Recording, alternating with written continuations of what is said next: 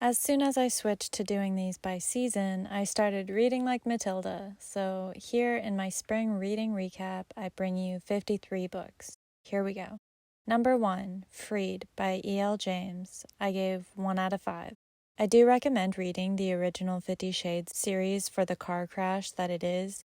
The first 2 of these, from Christian's perspective, were bearable, but then they ended it with the worst of the bunch. I do not recommend it, but if you do torture yourself anyway, I made a video solely to rant about this series that you could check out and rant with me. We can suffer together. Numbers 2, 3, and 4 are Heartstopper Volumes 1, 2, and 3 by Alice Osman. I gave 5 out of 5. I got the physical copies of these, and I gave them a reread. They're about an adorable coming out story of teen love, and I melt every time. Definitely recommend. Number 5, Captain Marvel, Carol Danvers, The Marvel Years, Volume 1. I gave 3 out of 5. My rating of this is probably heavily related to the world's thinnest string of spandex that they used to cover only half of her vagina, and the fact that each of her boobs is larger than her head. I know the bodies of women in comics have been a huge issue in the past, but never bothered me much until now. I was not a fan of the creative choices made on her. Besides that, the story was fairly bland, but did pick up a little bit towards the end, so overall it's okay, just not great. Number 6, Spider-Gwen, Volume 2, Weapon of Choice. I gave 4.5 out of 5. Now this was a fun one. I love Spider-Gwen, and I wish we could have gotten to see Emma Stone portray her, which we still might, you never know with the Marvel series. Marvel does some of their best work in their Spider series, so I wasn't too surprised that I enjoyed this. I'd recommend it, especially around Halloween time. Number 7, The Hitchhiker's Guide to the Galaxy by Douglas Adams. I gave 5 out of 5. I watched the movie a few years ago and was blown away. I made a point not to rewatch it again until after I read the book in hopes of forgetting some of it and having a new experience. I think my 4-year gap worked. I love this so much. It's so bizarre and all over the place that I could probably read this 5 times and still notice new things happening. I'm not even going to try to recap it. Just go read it. Trust me. Read it now. Number 8, The Restaurant at the End of the World by Douglas Adams. I gave 4.5 out of 5. This is the sequel to The Hitchhiker's Guide. It holds up well to the first one, better than most sequels. I would love to see a full series on these in movie form, done by the team that worked on Everything Everywhere All at Once. I know there's a movie for the first one already, but that hasn't stopped Hollywood before. We can do it. The only reason why I'm docking it half a star is because of the part where they talk about the food that they're about to eat. The animals explain how much they want to be eaten, so your body, your choice, I guess, but it makes me sad that the patrons still ordered meat after meeting the animals that they were about to eat. Other than that, I absolutely love this. There's a part where someone thinks the elevator is afraid of heights, and I love that style of humor. Definitely recommend. Number 9, Young Zapped, Play It Safe by Douglas Adams. I gave 5 out of 5. I just found out that this exists. It's a prequel to The Hitchhiker's Guide to the Galaxy series, so I read it a little out of order, but I don't think it really matters too much. So much is happening at all times that it's hard for me to follow the full timeline, but maybe that's just me. This is a very quick read, but I do enjoy it a lot. Number 10, Life, the Universe, and Everything by Douglas Adams. I gave 4 out of 5. Back on track with the 3rd book in the series, I don't really have anything to say on these. I recommend them, but this one holds a little less charm than the previous ones. I still enjoyed it though. Number 11, So Long and Thanks for All the Fish by Douglas Adams. I gave 4.5 out of 5. Book number 4 in the Hitchhiker's Guide series. If I ever recommend this to a friend and they ask me to explain it, I just stare at them. Lots of space adventures, time travel, and bizarre humor. Number 12, Guardians of the Galaxy Road to Annihilation, Volume 2. I gave 3.5 out of 5. If you're only a fan of the movies and not familiar with the comics, then I'd recommend this with the heads up that it's not the same cast of characters, but you do get some Groot, along with Thanos. Number 13, X-Men Marauders by Mike Carey. I gave 3.5 out of 5. Story-wise, I love this. I'm a huge X-Men fan and will absorb as much of it as I can get, but the artwork in this was so disturbing. The woman's boobs seem to be getting larger and larger while their clothes are shrinking. Like with the Captain Marvel one I recently read, the vaginas are barely covered. I wish we could have some flat-chested female superheroes in baggy sweatpants with acne and a messy bun, but God knows Marvel will never deliver that to us. Number 14, Mostly Harmless by Douglas Adams. I gave 3 out of 5. This is the final book in the Hitch-hiker's Guide series that Douglas wrote entirely himself. I do plan on reading beyond this, but I haven't got around to it yet. I personally didn't enjoy it too much because I felt like it was entirely about eating meat. There's not much else to it, but the tidbits between the meat consumption were good. Number 15, I'm Glad My Mom Died by Jeanette McCurdy. I gave 3.5 out of 5. I relate to parts of this, and I feel for her, but I can't bring myself to rate this any higher. I'm not sure what to even say on it, or if I can recommend it. It is very graphic, so big eating disorder trigger warning, and very graphic blowjob descriptions as well, that I could have lived without. Number 16, New Mutants Epic Collection, Volume 6, Curse of the Valkyries by Louis Simonson. I gave 5 out of 5. A big X-Men collection including sacrificing babies in a slightly less booby version compared to the Marauders one that I read recently. I definitely recommend. Number 17, Daisy Jones and the Six by Taylor Reckins Reid. I gave 1.5 out of 5. This book is tremendously overhyped. I had seen it at Target closer to its original release and read the back of it and wasn't interested, so I didn't think of it again. Then I saw a 30-second trailer for the new Amazon Prime show based off of it, and I thought, that looks badass, so maybe I should read the book. And now I really wish I never saw that 30-second trailer. This is so terrible. It's about a fictional band and written like documentary interviews, which makes it even worse, considering it's about a fake band. It's loosely inspired by Stevie Nicks, and I find that insulting. The way it's written sounds like it's authored by someone who really likes the idea of musicians, but has zero idea about actual music. It's full of the famous band cliches of drug use and bickering over who has the most attention, and blah, blah, blah. I looked into the author and can't find anything about her in relation to actual music, so I don't know if she plays herself, so I can't say if my theory is correct or not. I'm a musician, and I can't take this book seriously at all, and now I don't even want to watch the series. It's all a big waste of time to me. Number 18, Text for You by Sophie Kramer. I gave 2.5 out of 5. Recently, I saw the trailer for Love Again and thought it looked like just the right amount of dumb that I would enjoy it. Then, while reading a list of books that will hit the screen this year, this came up with the exact same plot, and I looked it up, and it's supposed to be based off of this book. So I gave it a shot. Clara's fiancé dies one night, and she keeps texting his old phone. Sven has the fiancé's old number and starts falling for Clara, but obviously can't reply to the texts. He finds a way to meet her, and they end up falling in love, because of course they do. Very Hallmark-esque. I did see the movie, and it wasn't really like the book much. In the book, Clara is blonde, but they cast a very brunette Priyanka Chopra Jonas. They changed the two main characters' names to Mira and Rob, and have thrown in Celine Dion randomly as a huge character. I don't approve of changing books for film, but I don't care about this enough to get worked up over it. I'd only recommend this if you're really bored or 13 years old. Number 19, Scrappy Little Nobody by Anna Kendrick. I gave 4 out of 5. Anna Kendrick's hilarious autobiography. I was leaning towards a 5 out of 5 on this one. Her humor is great, and it really shines through in the first half. But then she gets talking about blowjobs a lot, which knocked it down half a star. And then the humor in the second half started to get cringy. I'm not sure if she got tired while writing or what happened, but overall I do still really enjoy this. I'm confused why so many autobiographies include chapters on oral sex, though. I don't understand it, and I cannot relate. This takes her through her childhood, the rocky beginnings of acting, through to the present. I hope she writes another one in 10 more years. I'd love an update, and it's nice to see that her humor is her own and not just the scripts that she chooses.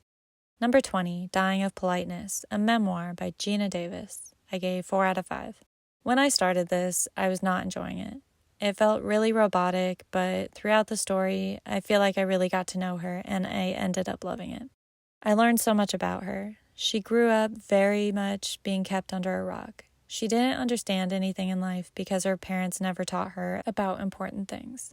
She was taught to be polite, which led to her being molested on her paper route, and later she would insert herself on sets that messes with the hierarchy. Sometimes her naivety would work in her benefit, and sometimes it wouldn't.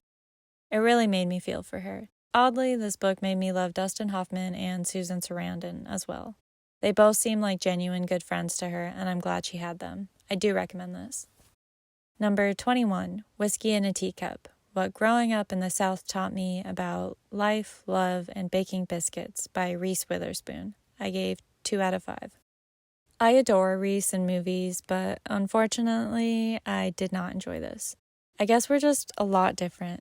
In this, she goes on about how important tradition and holidays are, along with food and not wearing sweats on airplanes. I don't know. Maybe I just feel called out over the whole sweats things, but I didn't really enjoy this or her mentality on a lot of things. If you're from the South, then maybe you'd enjoy this more. Number 22, Wishful Drinking by Carrie Fisher. I gave 4 out of 5. Whereas The Princess Diarist was Carrie Fisher's affair with Harrison Ford, this one is mostly about her drinking addiction. I like that she has so many autobiographies. It's fun to reach each one of these with a different focus on her life. She has more that I plan to read. Number 23, The Lion, the Witch, and the Wardrobe by C.S. Lewis. I gave 2 out of 5. I didn't end up liking this that much. I love the concept of a secret land in a wardrobe, but they tortured the lion who, from the movies, doesn't he represent God? And they're torturing him? All right. Number 24, Prince Caspian by C.S. Lewis. I gave 2 out of 5. The internet has conflicting orders of the Narnia series, so I read the second, not sure if that's right. I was a bit confused, but I didn't care enough about the series to have it matter too much. There's a line in it that says that women aren't meant for battle, which is just great. Number 25, The Voyage of the Dawn Treader by C.S. Lewis. I gave 3 out of 5. The third book in the Narnia series, or so I think.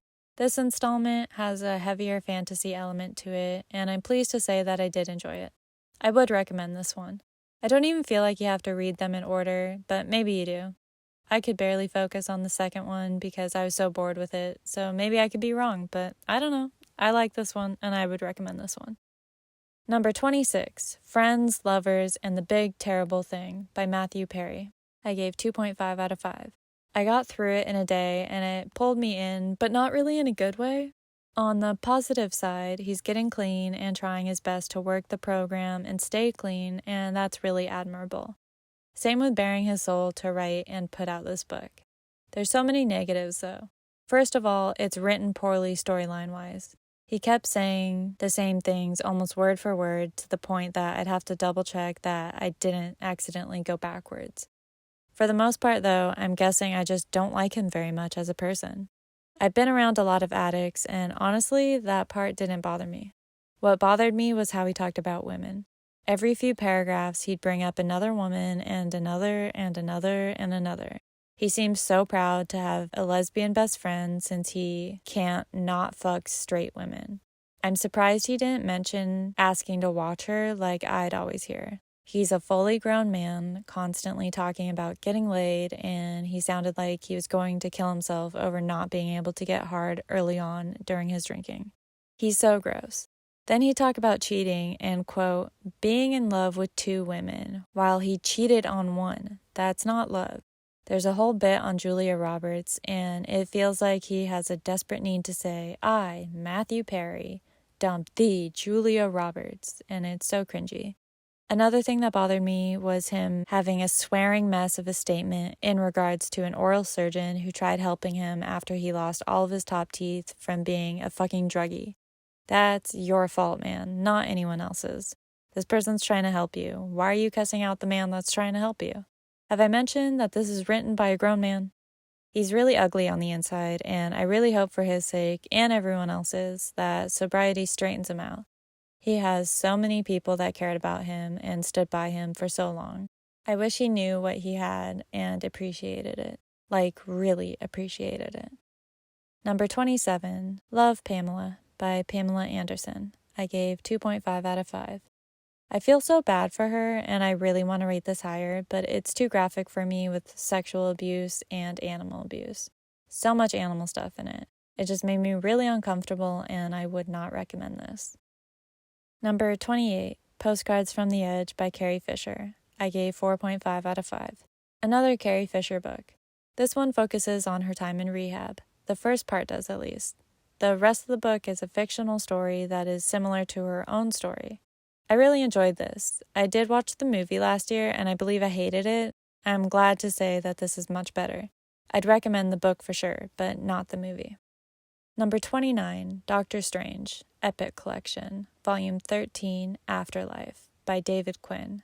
I gave 4 out of 5. This was really slow at first, but then it turned around and reminded me why I love Doctor Strange. I don't really know how to recap comic collections because there's like 30 different stories, but I do recommend this. Number 30, The Batman Chronicles, Volume 11, by Dawn Cameron. I gave 2.5 out of 5. I love these for the nostalgia, but old comics don't really age very well. Original comics were written as distraction from wars, and they tried to give you messages as well, and there's just a lot of court scenes in here, and I was bored a lot. I would recommend for nostalgic purposes, but I also don't want to recommend because people will start to freak out saying Batman groomed Robin and we should all boycott DC, and I just don't want to hear it. Number 31, After Alice by Gregory Maguire. I gave 2 out of 5. A 2 is being generous. This follows Alice's friend Ada, who follows Alice through Wonderland to try to find her. It just doesn't feel necessary. Yes, people were looking for her, we already knew that. I don't see the point in writing an entire other book taking place like 5 minutes behind the original. It feels like a money grab, so I don't recommend. I also don't know how it's legal. Number 32, Heartstopper, Volume 4 by Alice Osman. I gave 4 out of 5. I lowered my rating this time around. In this volume, Nick is trying really hard to help Charlie with his eating disorder.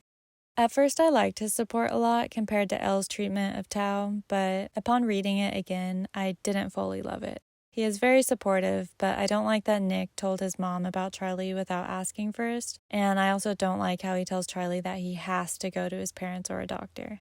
Talking about things doesn't help everyone, and it's important to mention that. Overall, though, I do still love this and am sad to know that the next one will be the finale of the series. But I am excited for season 2 of the show. Number 33, The Silver Chair by C.S. Lewis. I gave 2 out of 5. Another in the Narnia series. There are a couple moments that I enjoyed in this, but for the most part, I'm either bored or struggling to get through animal deaths, so I do not recommend. Number 34, Demon Slayer, Volume 21. I gave 3.5 out of 5. I said this after reading the last few volumes, but I'll say it again. The story really trails off. As with most mangas, animes, it starts with one plot and then it becomes something entirely else. It's not really a bad thing. Sometimes I just want a more continued storyline, but I did enjoy this still and would recommend. Number 35, Wildflower by Drew Barrymore. I gave 4.5 out of 5. The beloved Drew Barrymore's memoir. She refers to it as a collection of stories over a memoir, but that's essentially what it is. I adore Drew, and I'm so proud of how she turned out considering her childhood. I listened to this in audiobook format, and I highly recommend going that route. She is such a great storyteller, and hearing her get so hyped up to tell you these stories is hilarious. It's interesting to be the breadwinner in your household at such a young age, to then be emancipated at 14 and have your party girl years over before you're of legal drinking age. Her story is sad at times, but she is one of the few who truly learned so much and grew from her past and created a beautiful life, which is what makes this such a good read. I highly recommend.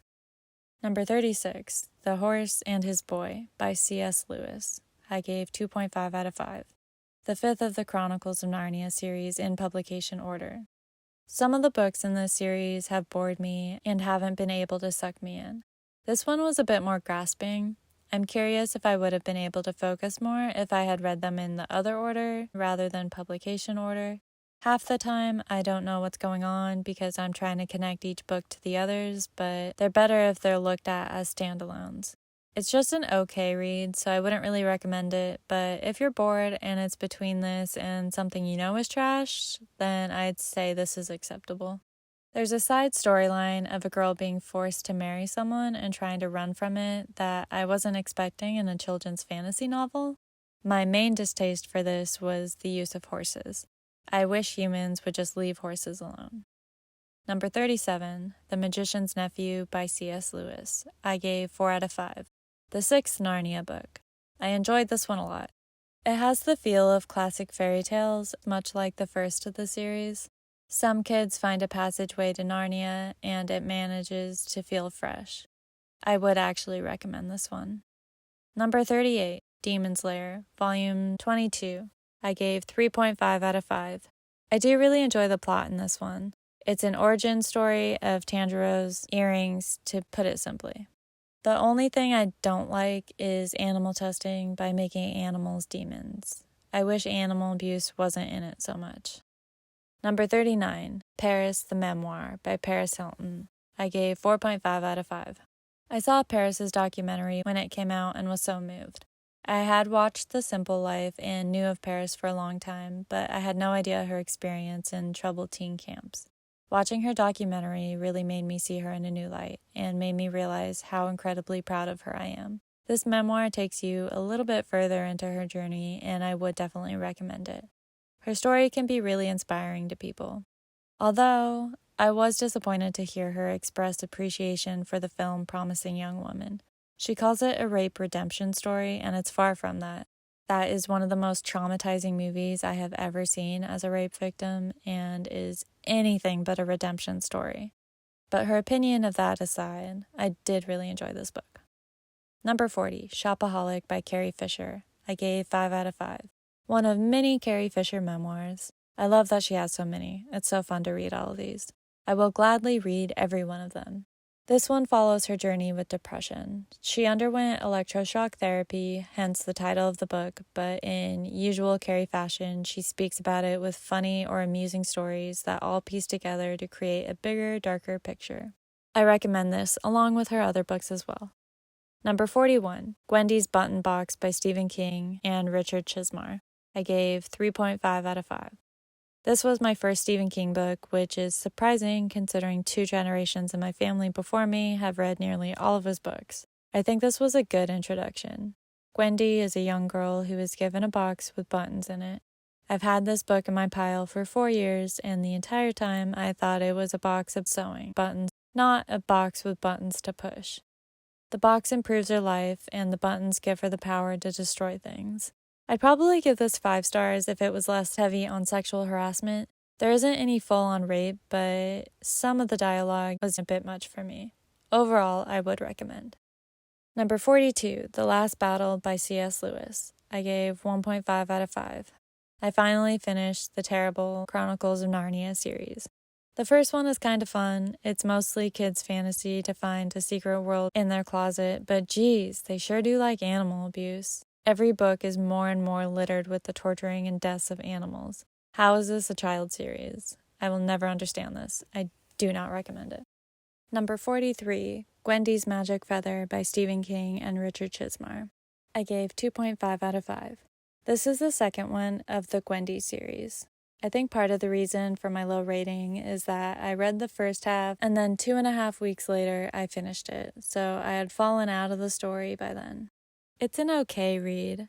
I like the idea of magic chocolates curing cancer.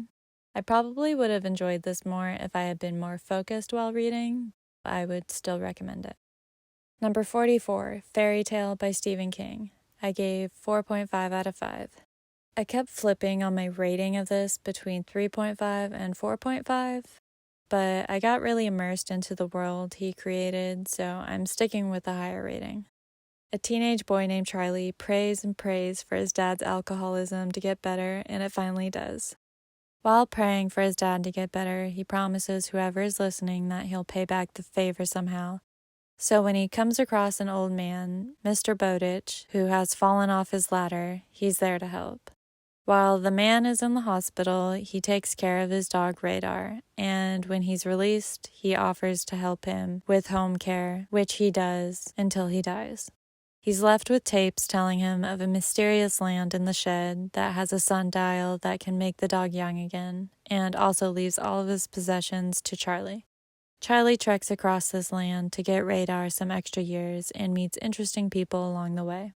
It's like a darker, more adult Alice in Wonderland. I love Alice in Wonderland, fairy tales, and dogs, so I really enjoy this book, and I would recommend it.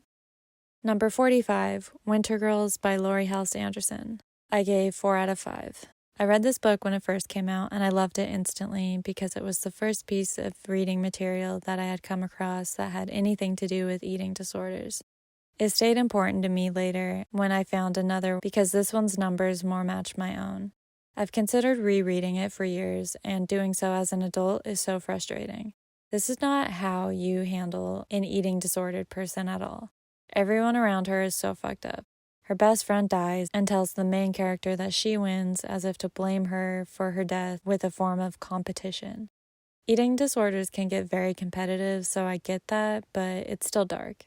Her stepmom throws her out of the house for being sick. As she's yelling at her, she tells her that she looks at her as her own child, but has to kick her out to protect her blood daughter. That is so messed up to me. Clearly, you don't look at her as your own then. Her mom is always yelling at her and pressuring her to eat. The best way to get a disordered person to eat is to not acknowledge them eating. Make sure the options they would eat, preferably healthy options, are available, and then just let her do it on her own. Pressuring her or forcing her too much is going to lead to restriction for days or even weeks, or it can lead to laxatives or throwing up. You'll just be making things so much worse.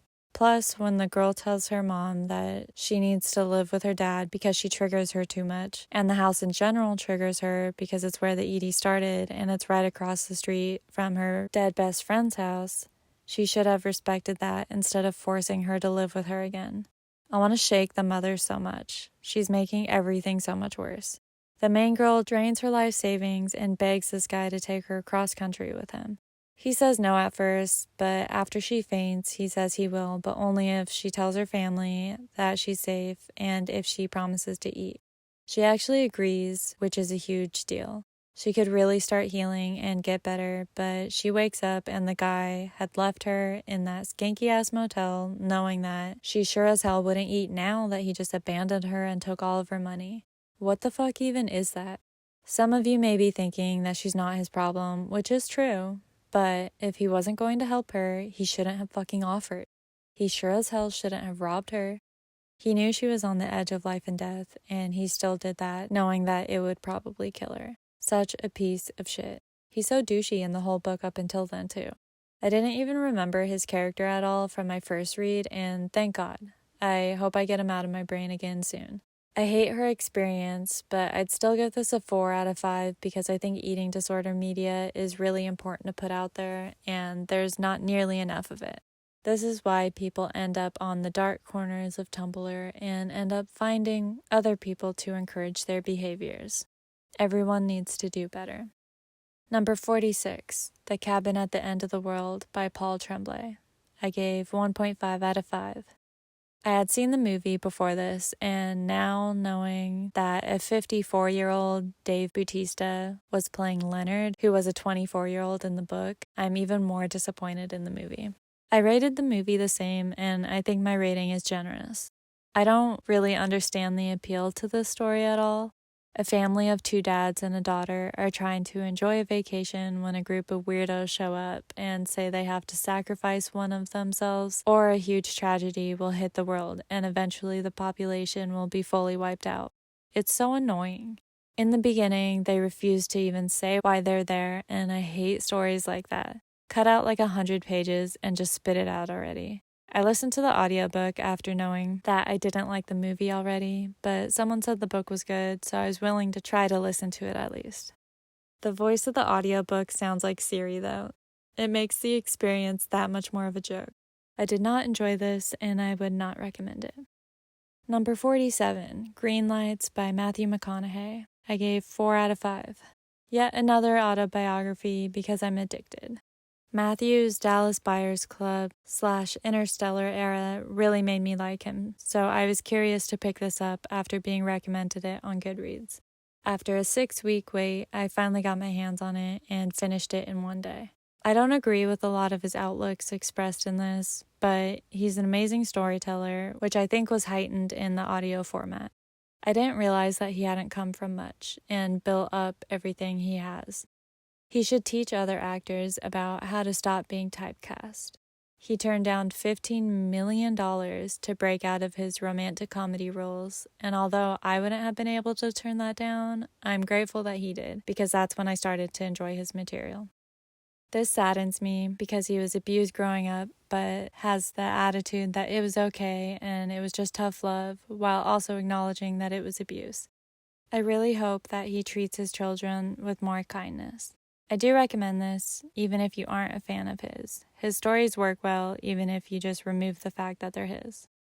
Number 48, William Shakespeare's Much Ado About Mean Girls by Ian Doescher. I gave 3 out of 5. I feel like a college student who took every Shakespeare class available was getting bored of doing the same assignments over and over and thought, what if Shakespeare had written Mean Girls? Oh, I know. And then he wrote this. The concept of this is hilarious. I only rated it 3 because even though the idea to do this is creative and the dedication and effort to actually do it is really impressive, it is still someone else's story. Basically, it's Mean Girls written as a screenplay for a William Shakespeare's play. It's still a lot of fun though, and I would recommend. Number 49, William Shakespeare's Get Thee Back to the Future by Ian Doescher. I gave 3 out of 5 as well. Basically the same as the Mean Girls one. These are fun, I'll probably read more of them, but I'm in no rush to. I definitely recommend the author. He's done others like this, and they're fun reads. Number 50, Gwendy's Final Task by Stephen King and Richard Chizmar. I gave 2 out of 5. I wish I enjoyed this more. In the first book, I thought it had a lot of potential, but I think a big part of the appeal was that it was a child holding all of the power of the button box. An adult causing mass destruction isn't as interesting, especially when they make her a politician in this one. The mass destruction caused by her use of the button box this time is COVID, which makes it feel like this book was just kind of a money grab. Maybe it was made as an escape, I'm not sure, but I did not really enjoy it. It's not torturous if you want to read all 3, but I think reading the first book alone would be fine. Number 51, Are You There, God? It's Me, Margaret, by Judy Blume. I gave 4 out of 5. Growing up, Judy Blume was very popular to read in elementary school. I don't remember if I had read this one before, but I saw the new movie when it came out this year, and I found it really charming. I love a good coming-of-age story. I do enjoy the movie a bit more than this, but they do stay pretty true to the book, which I appreciate. My closing thoughts on this? We must increase our bust. Overall, I would recommend. Number 52, The Body by Stephen King. I gave 1 out of 5. The Body is the story that the movie Stand By Me is based on. I saw the movie in childhood and again a few years ago and really enjoyed it. But I just did not enjoy this. I think it was the casual talk about rape and the uncomfortable way that sex is mentioned. I would not recommend this. Number 53, The Road by Cormac McCarthy. I gave 1 out of 5 as well. The Road is one of the more well-known end-of-the-world books. I love the theme, but I was not a fan of this. An older man is walking with a child and they're trying to survive. It didn't really offer anything special or new and mentioned dead bodies of all species repeatedly and didn't really offer much substance. I would not recommend. That's it for spring. Usually summer is my heavy reading season, but I think this year spring will take the crown. What have you been reading? Based on my opinions, do you have any recommendations that you genuinely think I would enjoy? Let me know, and I will be back when I feel like it.